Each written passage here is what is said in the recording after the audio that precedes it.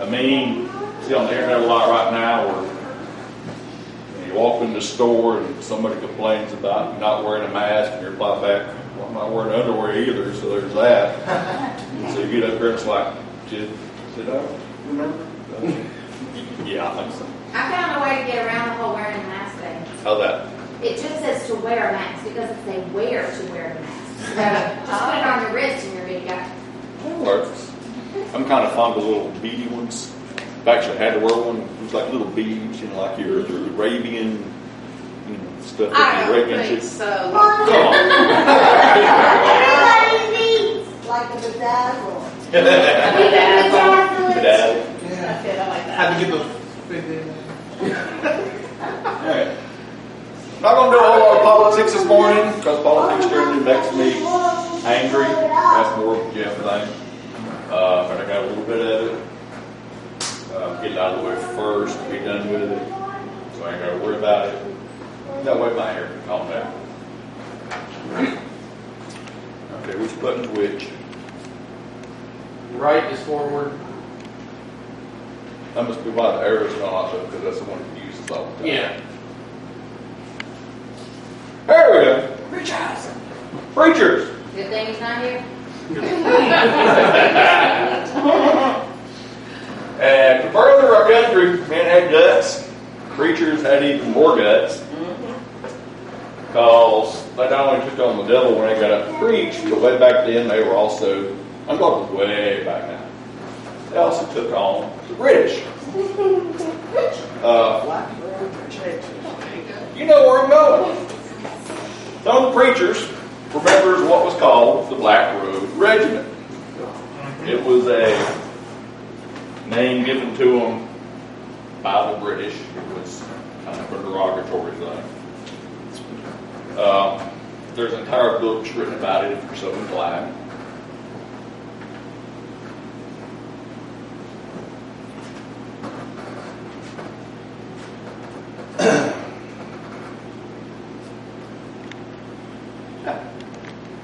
I got to get back in the swing of things. It's been a while since I've done this. When Sunday come around, they come in to preach. They set their muskets in the corner and proceed to go about giving their message. I want you to meet one of them. John Peter Gabriel Muhlenberg. There's a name for you. At the end of the sermon he did on Ecclesiastes 3, how many people remember Ecclesiastes? I got one hand back there. For everything there is a season and a time for every matter under heaven. And he added the following. In the language of the Holy Writ, there is a time for all things. There is a time to preach and a time to fight. And now is the time to fight. At the end of the sermon on, get the date, January 21st, 1776, Muhlenberg threw off his clerical robes to reveal uniform of the Continental Army. Drums began to roll. They had a different music section back then. Men kissed their wives and walked down the aisle to enlist. That was a different type of altar call.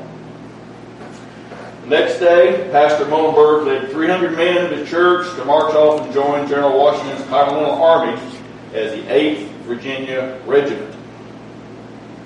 The Black Road Regiment were preachers.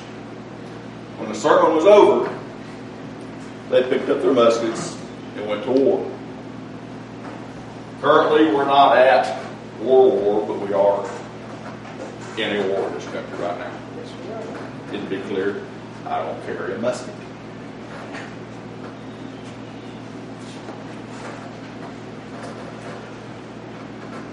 This is, I call this anthology, because I'm more of a teacher than a preacher. And so this is like a little batch of Sunday school lessons stuck together in a brief format.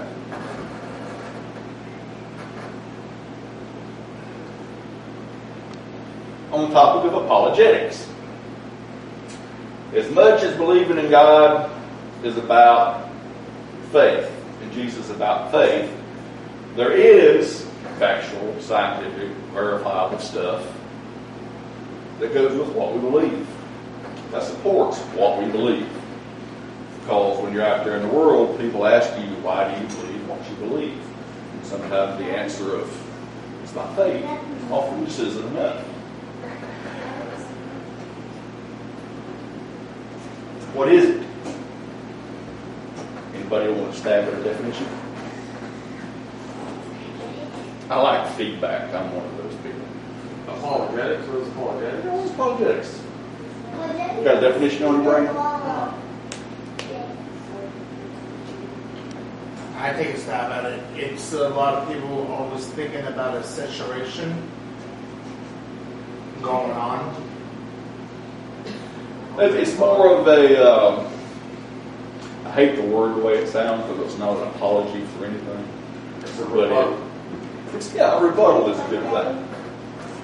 By definition, it's a branch of Christianity that deals with the defense and the establishment of the Christian faith. Why is it important? 1 Peter, always be ready to give a logical defense to anyone who asks you to account for the hope that is in you, but do it courteously and respectfully. And I will add, in today's age, I have a very hard part with that last line. It's just me. I start talking about stuff I can't deal with. Anger. Trying to think, probably half of you that are here today have never heard me speak before, so I think a little bit about myself. Give a little bit of testimony to go with all this fun.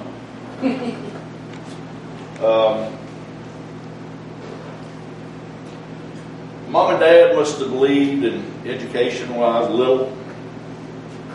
Because I remember, I'm pretty much sure even before I could read, I had a complete Encyclopedia Britannica and all the little Time Life topical books, probably 100 pages, 150 pages each. It's back when science was still science, and not stuff that's propaganda now. You're going to have to explain Encyclopedia Britannica to everybody. Forrest, I'm shocked you know that.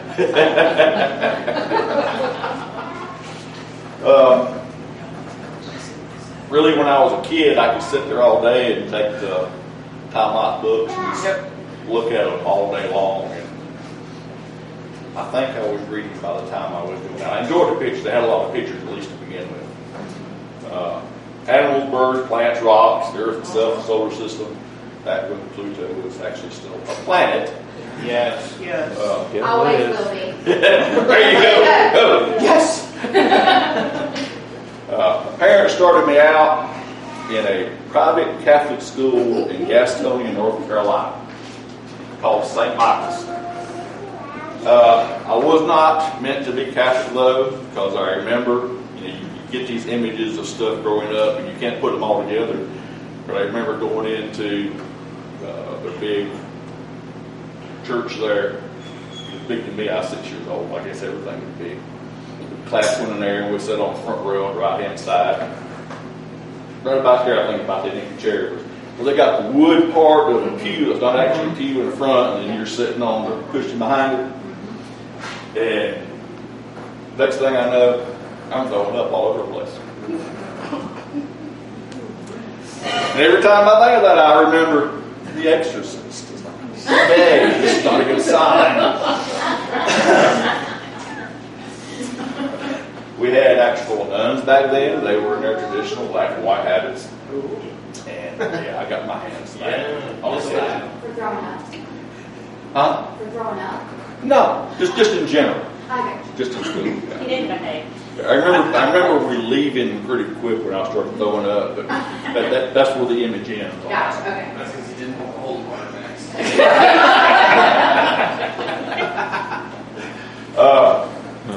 Moved from there to Pickens, a couple counties over. I think I was 8 or 9 about then, something like that. And they started me out in a private Christian school on the far side of the Easley. We lived on the far side of Pickens, So I'm being taken to school every day on the far side of Easley. And so after a while, I don't know if it was a matter of expense or the fact that it was so far away, that they finally enrolled me in public school in Pickens. Didn't really understand what was going on back then, but that's where I had my first inclination, experience with the disparity between public and private schools. I was coming there for the third grade. I was a year ahead of everybody that was there. Just being that start off in the school system. That went spelling bees, screw up the test averages and the bell curves, and needless to say, there was a lot of bullying involved. I wasn't the one doing the bullying. I look at schools today, and I thank God that I didn't grow up to junior and senior high school and become one of those people that committed suicide because somebody went through the school shooting. Thankfully, that wasn't part of my personality. But with what went on, somebody different. There's no telling. What saved me, I think, Mom had been a clarinet player at her high school, so I had an interest in music. And I started out on trombone in the 7th grade at junior high. Next year I picked up the French horn, learned how to play it. And by the time I finished high school, I learned how to play most of the brass instruments, including doing more than one within a single concert. Our second and third trumpet players really sucked at it as well. But in all that, science was the place where my heart lied. It's where I wanted to study. I was programming computers in high school when all you had was a Radio Shack TRS-80. That's as far as on computers ever really come back then, all schools could afford. Needless to say, this was way before the internet years. High school, I was taking classes in biology, chemistry, physics, multiple math courses in the same year, and my plan was to be a computer programmer when I finished school. So with all that education, how did I not turn out to be radical, liberal mindset like what's coming out of the schools today? I don't really have an answer for that. I just thank God for it. But in there somewhere, I think I always had a view that God was, and for me it was everywhere I looked, I saw God in things. Whether I was looking at rocks or computers or at the stars or the plants growing or whatever else, I could see God in it. I saw patterns that shouldn't occur by accident, coincidence that shouldn't be. Life doesn't create order. Life creates chaos. It takes thought and will to create order. It takes an input of energy to create order. Basic principle of what they call entropy is things don't seek order, they naturally seek chaos. That's why wood rots and you sit around, you tend to fall apart, and your car sits there and it falls apart, and the weeds grow if you don't get rid of them. Anyway, it's that, all that growing up, what I'm studying, is I guess why I'm drawn to this kind of study. And seeing what's out there that points to God, because my point of view, everything points to God. And so this morning, I just want to give you a taste of what's out there. Because there's stuff that you can spend years looking at and just on one topic. And that's what people write books on for the rest of us to read. Because there's no time to go look at it all yourself and learn it all. There's just not. So, that's a little about me. That's probably what you want to know. Anthology, bits and pieces. One of the arguments from critics is that the Gospels and the New Testaments were written hundreds of years after the death of Jesus. And none of the accounts were witnessed by any of the writers.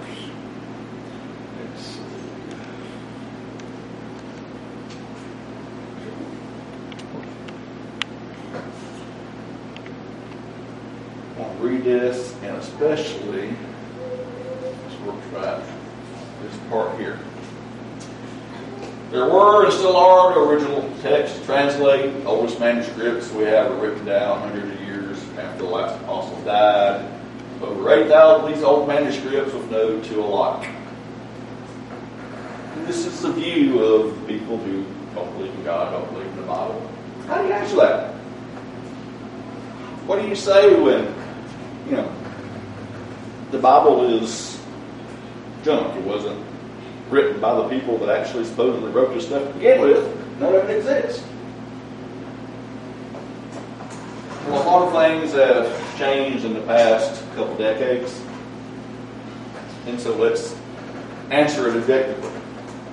Yes, there are no original texts to translate from. They all rotted. That's what papyrus does over the years. Manuscripts were copied generation to generation, family to family, church to church, more or less, by hand. Remember, this is a long time before printing presses. And it took a long time before they invented stuff to write on that kept, to write with that kept, ink fades. To be truthful, yes, there's typos that were made. There's missing and added words, punctuation. A couple cases where some of the scribes added some things to try to help. They shouldn't have. And eventually what they added was considered Scripture. But you know what happened? There's a little thing called forensic writing analysis. Little science, little research. They've since found even older transcripts than the ones that they originally had. They've been able to look at them with all sorts of interesting scanning machines. I can use to scan your brain when you go to the hospital, and they can see what writing was on it before they even try to unroll it and possibly damage it. What they found is really amazing. And every bit of it you have access to. A lot of the newer Bible translations have all these nice sections down at the bottom, in the notes, margins on the sides, that show the differences where things were, let's say, between King James and what you got here, that identify where words were left out, words were added, verses that were added and left out. And they've been able to figure out, okay, this scribe over here at this monastery made this mistake here, and these manuscripts in this line all have his errors, but we've got 15 of lines of these over here that were written this way, so we think his is a mistake and these were the right ones. Now it sounds a bit complicated and problematic, but it's all out there for anybody and everybody to see. Nobody's trying to hide it, nobody's trying to lie about it. And the biggest part of what comes from that is not one error and all of that changes the message of what Jesus did when he came to the earth. Everything in the Bible points to Jesus from before and after that event. And none of the errors that were made that have been identified change any of that. God knew it was going to happen. He made it where it could be figured out. I don't know how some of these people come up with some of the stuff to figure things out, but it works for me. Now consider this. How many people know what happened in AD 70? Everybody around then? AD 70.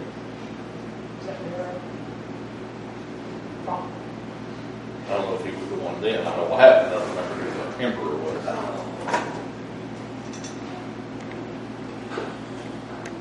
City of Jerusalem, I thinking about 68, the siege was laid against the entire city.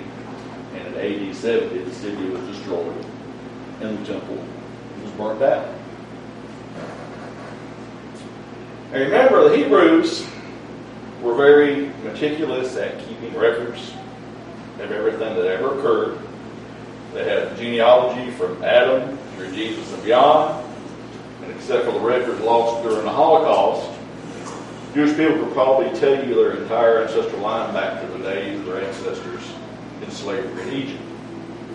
And so it raises the question, why isn't there a single actual reference to the siege of Jerusalem in the New Testament?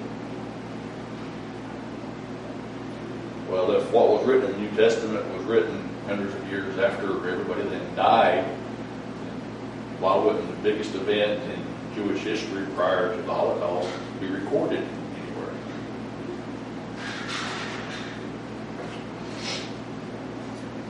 Everything in the New Testament refers to Jerusalem as a standing city, a standing temple, and with the standard Jewish sacrificial system still going on. In Hebrews, every priest stands daily ministering and offering time after time the same sacrifices, which can never take away sins. They were still doing the animal sacrifices at the temple. And the writer of Hebrews knew that since Jesus was not what works anymore, Jesus was the sacrifice for all mankind. But it's in present tense. He's not looking to the past in what he's saying. He's saying now, today, what was going on in his world. He wrote this before AD 70. Secondly, why? Going back to the hundreds of years of copying and transcribing, talking about the New Testament going forward now. Didn't somebody go back and add the destruction of the temple to the Scriptures? Remember, Jesus even talked about it. Matthew 24. You see all these things, do you not? Truly I say unto you, there shall not be left here one stone upon another that shall not be thrown down. It's the difference between telling God's story and telling your story in the work that you're doing. It's a difference between not being able to understand Uncle Joe's or Uncle Joseph's handwriting correctly and then trying to insert yourself in the history of what's being done. For the mistakes they made, they knew that what they were copying and passing on to the later generation was important. Even when they were copying after the event happened, they knew it wasn't relevant to what needed to be passed on to children, grandchildren, the next church, the next city. That's how messages and scriptures got around.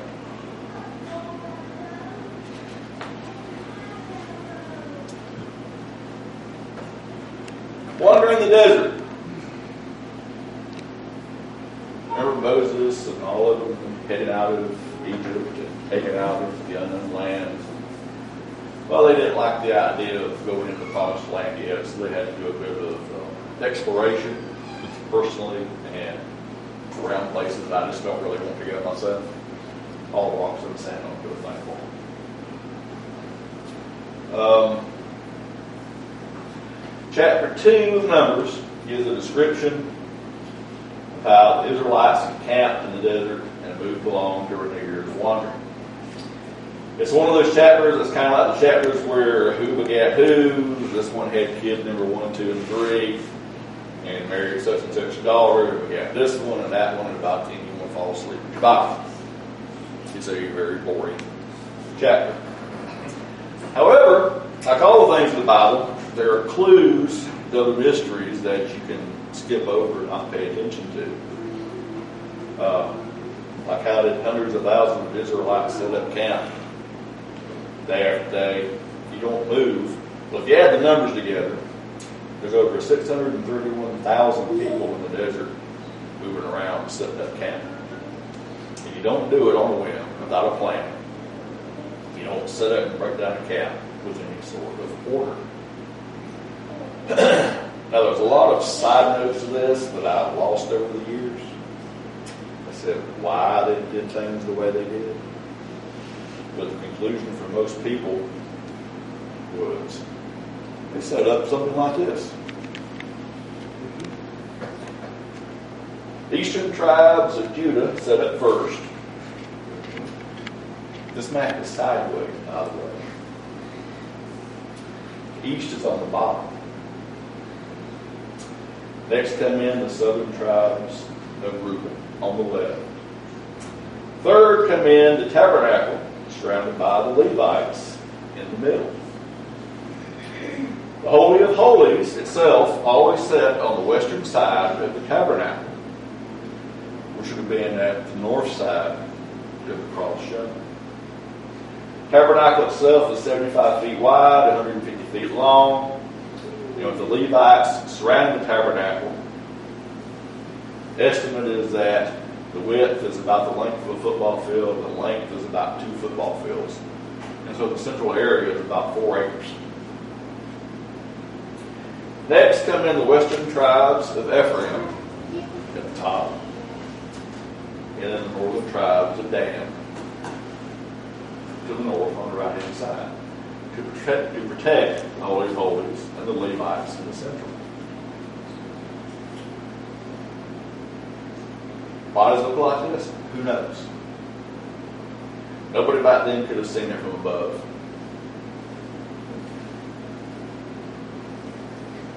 God could. We could send in a message from them or everything else that could see what was coming. Maybe. Can't know for sure as how accurate that is because nobody's there to take pictures. But all the notes about how they did this, there was some sort of crossing desert. Now imagine a place with no night lights and a full moon and thousands of campfires blazing in the night, shining in the sky.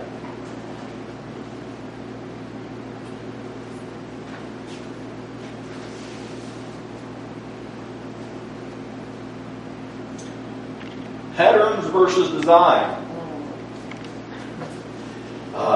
I use lots of pictures. I've always used lots of pictures. Hope you enjoy. A lot of patterns, things to see in the world. Water creates a whole lot of them. Anybody like snowflakes?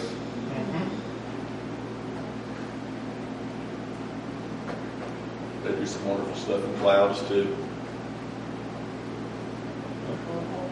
Some of it's pretty scary. I know the businesses live in Texas and say all sorts of fun things like that come across the plains. It's not fun. You see stuff, patterns in rocks, crystals. You might have one of them. You see all sorts of patterns and how trees and plants put out. It's called fractal design, math. It's scary, trust me. Even the way your face looks has designs laid into it. You ever heard of the golden ratio? Supposedly that's what makes a perfect face for photographers to take. But the one thing that natural patterns don't have is information. For information, you need a language, a code, a means of conveying raw data into an organized format. Whether it's English or math, sets of ones and zeros for computers, it's a way of transferring information from point A to point B. Whether you're hearing it, whether you're learning it from chalkboard to paper, or from keyboard to a screen. And there's your monkey tank.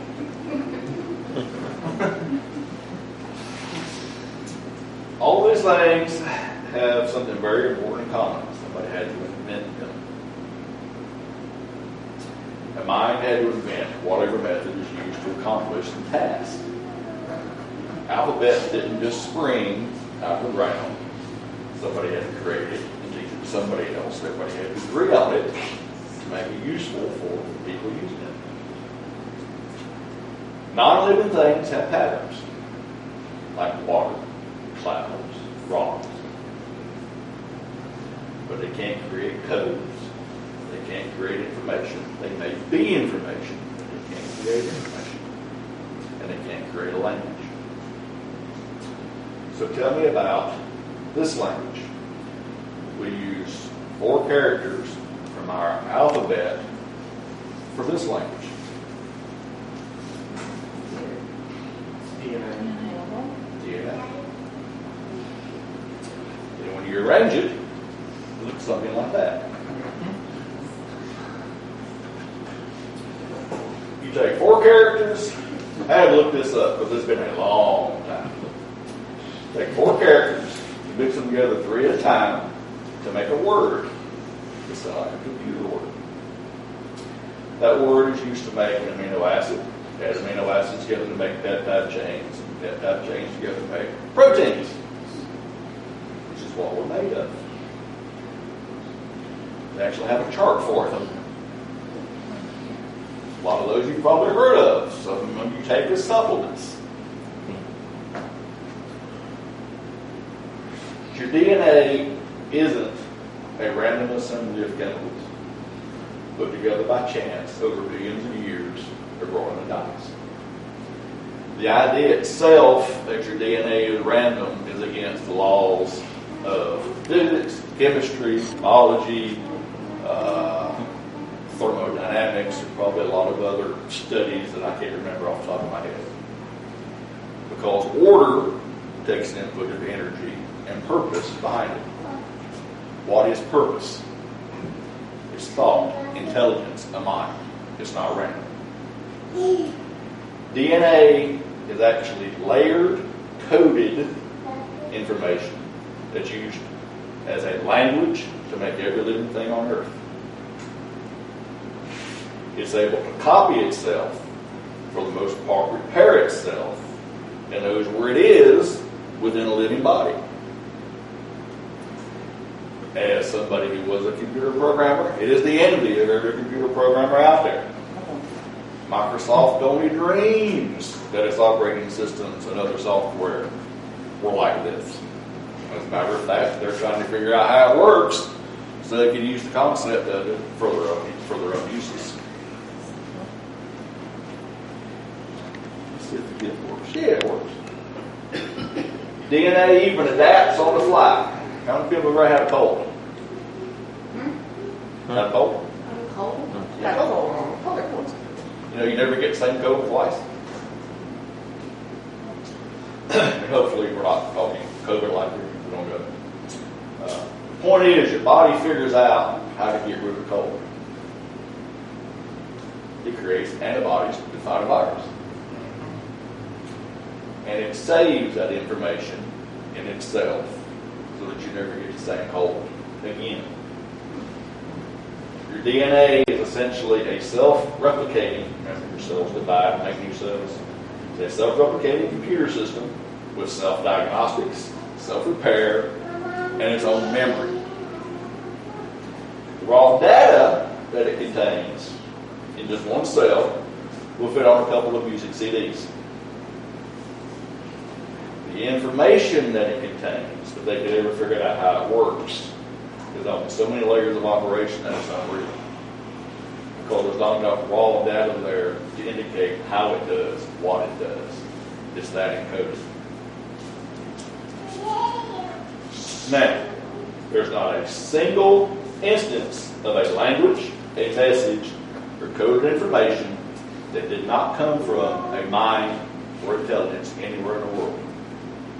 If you want to take on the challenge, there's a $2 million reward to prove otherwise.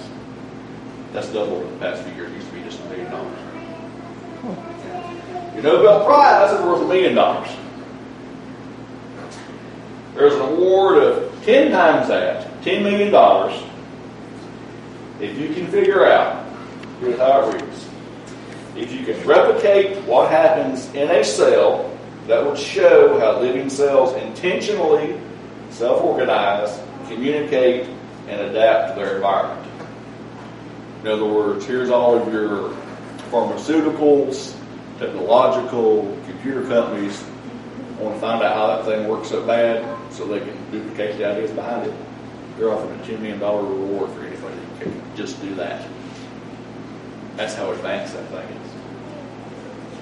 It didn't happen there, man. Amy! Yes, sir. You ought to remember this next one because I know you were there. Names mean something. Nowadays, we don't put as much importance on it as we used to, even for our parents and grandparents and their grandparents. But from the beginning, people named their kids for events, where they were, the weather, who knows. Everybody's name had a meaning in the family. Here, over a period of 1,056 years, from Adam to Noah, the names and the meanings therewith have a message. Now here's the challenge. For over 1,000 years, I want you to convince your kids, your grandkids, your great-grandkids to name all of their children something important so that you can send a message to the world several thousand years later. Can you make them promise to do it? Is there any way you can make your kids or your grandkids name their kids what you want to? Then how do you send a message through somebody's names over a dozen generations? Unless you happen to stand outside of time and can affect what goes on in people's lives over thousands and thousands of years.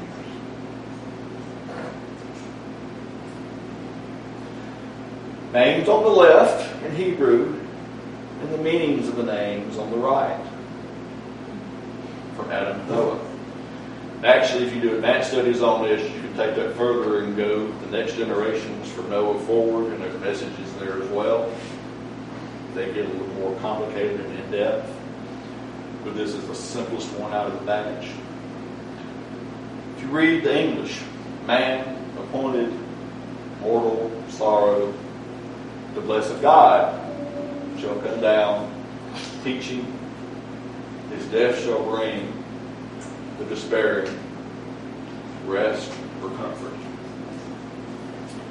Now for us, English speaking, we kind of need added words and some punctuation to get the full sense out of it.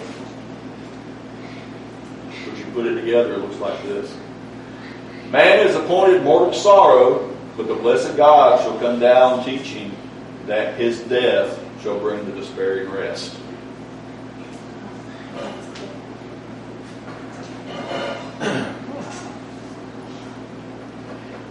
Here's a summary of God's plan for redemption, hidden within the genealogy of Genesis. First book of the Bible, first book for the Hebrews, the Pentateuch.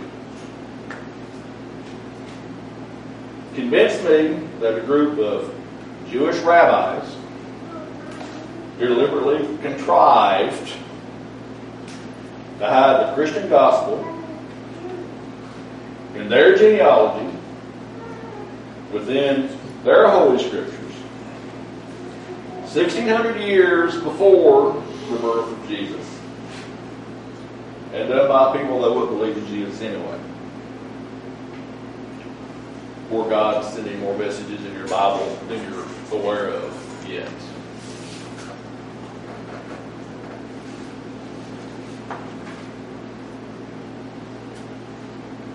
This is a fun one.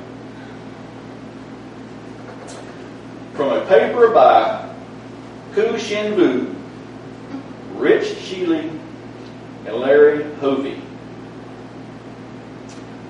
Anna, you got a good voice. Read for me. Chinese is not my favorite thing. You ain't got to read the Chinese part. You can skip over that. Legends from ancient China describe a global catastrophic flood so vast that the waters reached the sun and covered the mountains, drowning all the land-dwelling creatures, including mankind. In the midst of this global calamity, there stood a legendary hero named Nuwa, who turned back the flood and helped to repopulate the world. Analysis of the ancient Chinese bronzeware, oracle bone, and seal characters that are associated with flood and boat led to the present-day discovery of evidence for Noah's Ark in the Chinese characters. Noah's Ark housed 8 worshippers and the remnants of the world, and finally came to rest on a mountain.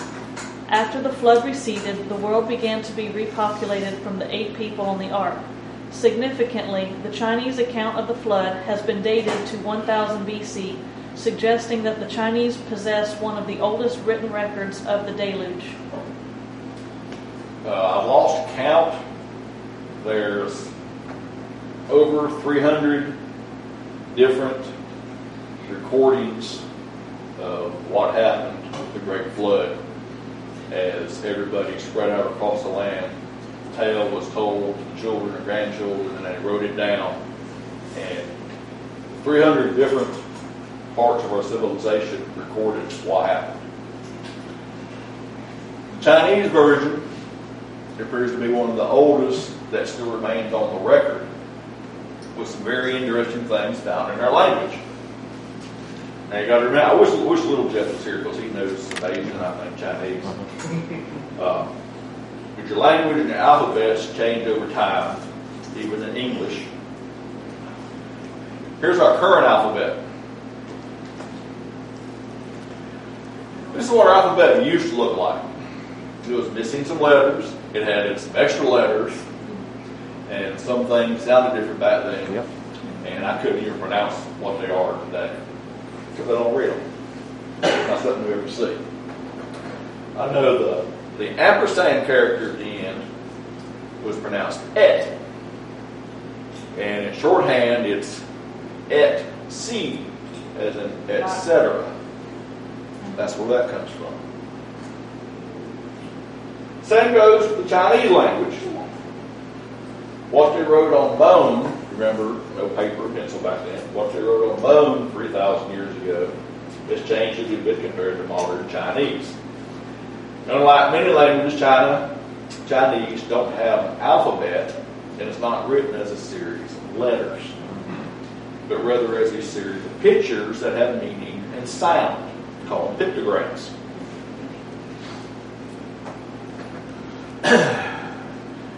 This is what you need to know to do Chinese. You ain't got a 24-character alphabet. Just to do the basics, you've got to start with 2,000 characters. And I'm thinking the HSK 6 exam is if you come over to China and you're going to work, it takes that much to be able to pass our qualifications to be able to work there. But I'm not going to swear on that. Well-educated Chinese person knows 8,000 characters. The dictionary has about 20,000. Now there's another number after that. For the various dialects of Chinese, there's actually a master dictionary for that. It has a number 4 times that. There's about 80,000 characters in that dictionary. And they don't write anything like ours does. Simplest way to explain is you take small words, pictograms, and you put them together to make bigger words that have the meaning that you want.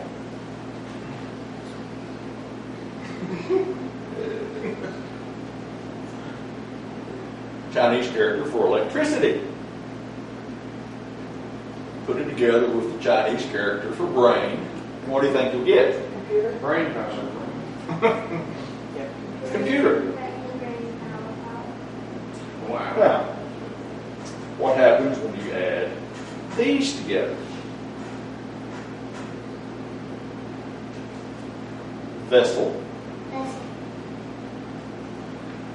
plus 8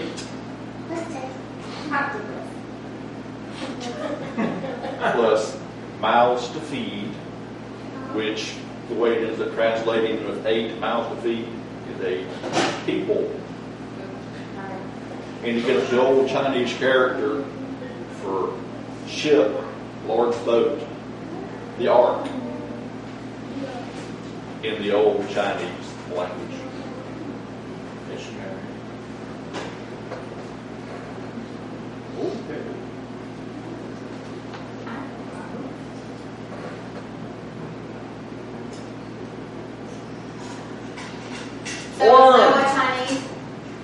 Chinese you get today. Like I said, I'll give you. Was Noah Chinese? No. But his children and children's children, as they spread out, I forget which line from Noah, ended up in Asia. They ended up creating their own language, their own culture. They changed physically from what I guess people looked then. I don't know. Northerners look different from Southerners across the world, and the Asians look different from us. So.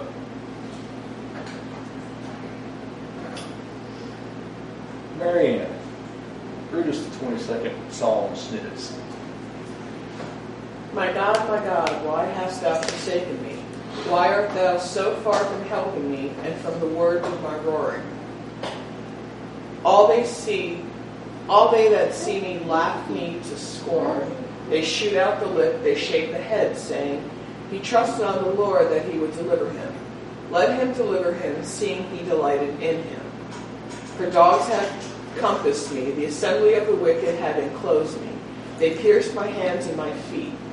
They part my garments among them and cast lots upon my vesture. Sound vaguely familiar? Mm-hmm. Yep. It's talking about Jesus on the cross. Right. You see it in the Gospels later on, and it's almost a word-for-word description of what happened to Jesus as listed in the Gospels. This is David, Old Testament. Okay? So what you got going on here is Jesus speaking through David to leave prophecy in the Old Testament for later.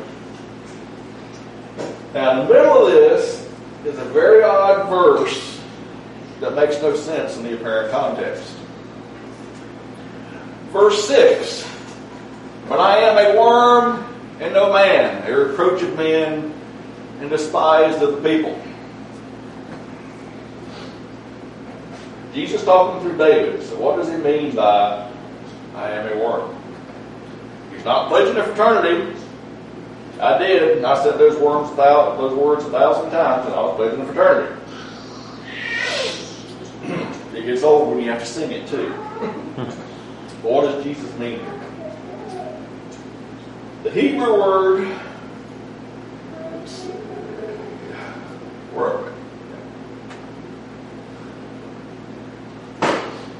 Hebrew word for worm is rema, which normally means maggot.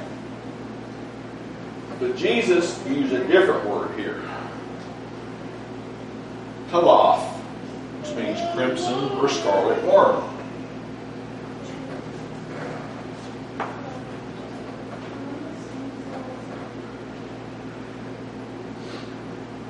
Here's your scarlet worm. Scientifically called Coccus illicus or Kermes illicus. A worm found in the Middle East and was used in ancient times to make a crimson or scarlet dye. The word for this worm is translated as scarlet during the construction of the tabernacle. Remember the tabernacle in the desert? The dye was used in the red of the ephod that the high priest wore and the covering of the tabernacle in the wilderness. In ancient times, this worm was responsible for giving color and value to high-end textiles. It was difficult to find dyes and colors, and when they found, they would often be priced as much as gold. Color was a commodity.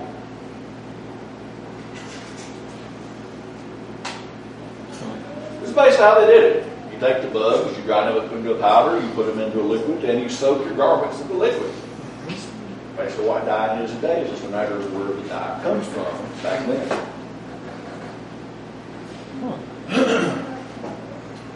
The deepest and brightest colors were used to make robes for your important people, your kings, your princes, and whatnot. Records of the origin of the species date back to the Persian Empire, when the word Kermes appears as carmine, vermilion. You probably heard that meaning red. It means worm mate. Pigment known today as Kermes is a natural form of crimson, which is extracted from the worms that have the same name. Why do they have that name? Because of this tree. Kermes Mediterranean oak. It's a small oak by our standards, for the climate that it's in. You can tell from the verses down there, tall, big, 25-foot tree at most. Female goes to lay her eggs, climbing on the bark of the tree, and she permanently attaches herself. When the eggs hatch, they begin to feed on their mother. As she dies, she sheds her blood over her babies and the tree she's dying on, staining her young and the tree that she's attached herself to. Here's where it gets interesting. After 3 days, the mother's body curls up, turns white, and flakes off as snow.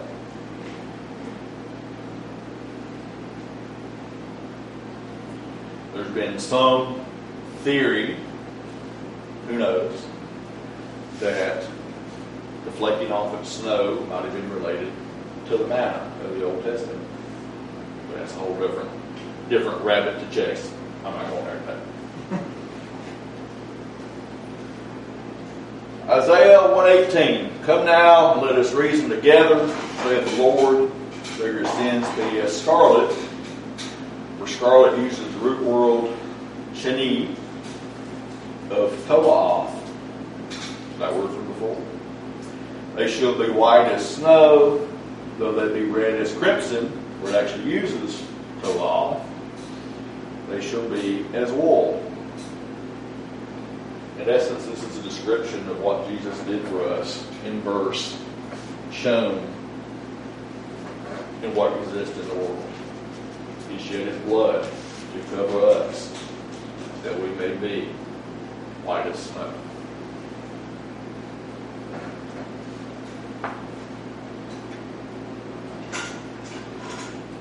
At some point, and for me this happened a long time ago, and it's what I want other people to see, is that everything here, everything that God put here, He put here for a purpose, including stupid little worms.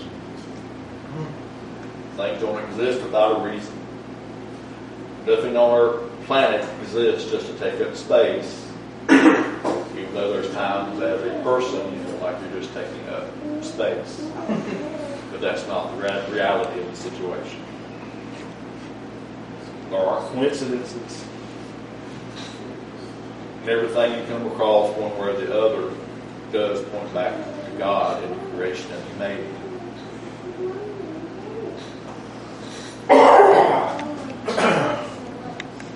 From the Gospels in Luke. The whole crowd of His disciples began joyfully to praise God in loud voices for all the miracles they had seen. Blessed is the King who comes in the name of the Lord. Peace in heaven and glory in the highest. So the Pharisees, there's your distractors in the crowd. People that you meet every day that don't believe in Jesus. Pharisees in the crowd said to Jesus, Teacher, rebuke your disciples. And Jesus replies back, I tell you, if they keep quiet, the stones will cry out. Everything in our earth, in our world, cries out to God. We just have to choose whether we want to see it or not. That's what I want to leave with you. What do you choose to see? Do you see Him in the everyday things that you come across? Or are you oblivious to what He actually created for you? That's my world. Hope you don't know about it.